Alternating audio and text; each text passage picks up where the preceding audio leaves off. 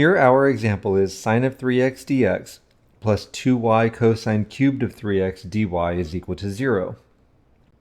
At first blush, this doesn't seem to have the form that we expect of dy dx is equal to g of x times h of y.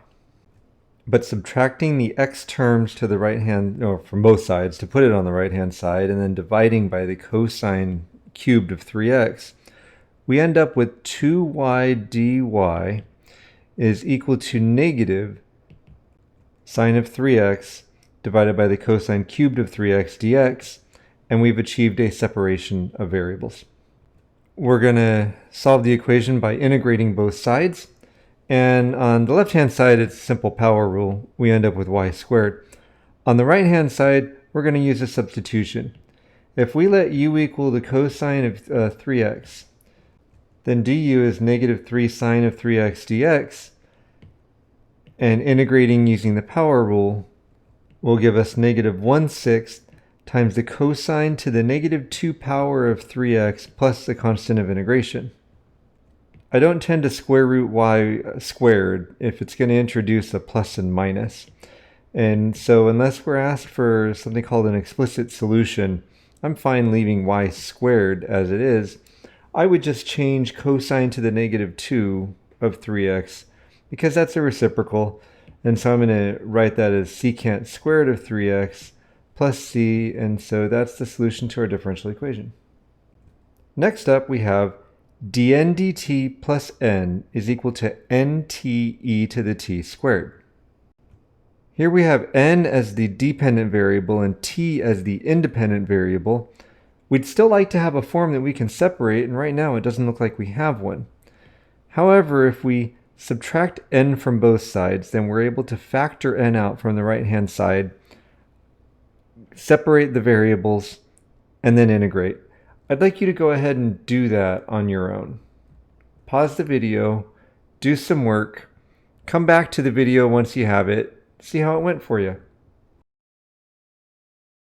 I'm hoping you got at least this far, and by subtracting n and then factoring it out and dividing, we have dn over n is equal to te to the t plus 2 minus 1 dt. On the left-hand side, we have the natural log, and it really needs to be the absolute value of n, but that's going to end up going away. We'll talk about that.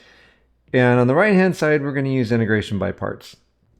Refresh yourself as needed for that. The result is going to be te to the t plus 2 minus e to the t plus 2 minus t plus a constant. In the next step, we're going to exponentiate both sides, and what happens on the right-hand side is the entire side becomes the exponent on e. We don't write down a bunch of e's with a bunch of exponents. The result is the absolute value of n is equal to, well, I'm not going to write down the right-hand side the way it is right now. Instead, what I'm going to do is I'm going to remind you, if we had, say, e to the x plus y, that can be expressed as e to the x times e to the y. And I'm telling you that because we're going to end up with e to an exponent that has variables in it, and then e to an exponent that has a constant. And that constant is the one I'm going to treat as e to the y. So I'm going to write that down as like e to the c out front. And then clean up the remaining exponent a little bit, e to the quantity t minus 1 times e to the t plus 2 minus t. I know, it's kind of a lot. Now, since c is a constant, e to the c is a constant, and we can replace that using a constant. I'll call it c, but this causes a bit of a problem, but let me just keep going and then we'll come back to that. c e to the crazy exponent quantity t minus 1 e to the t plus 2 minus t.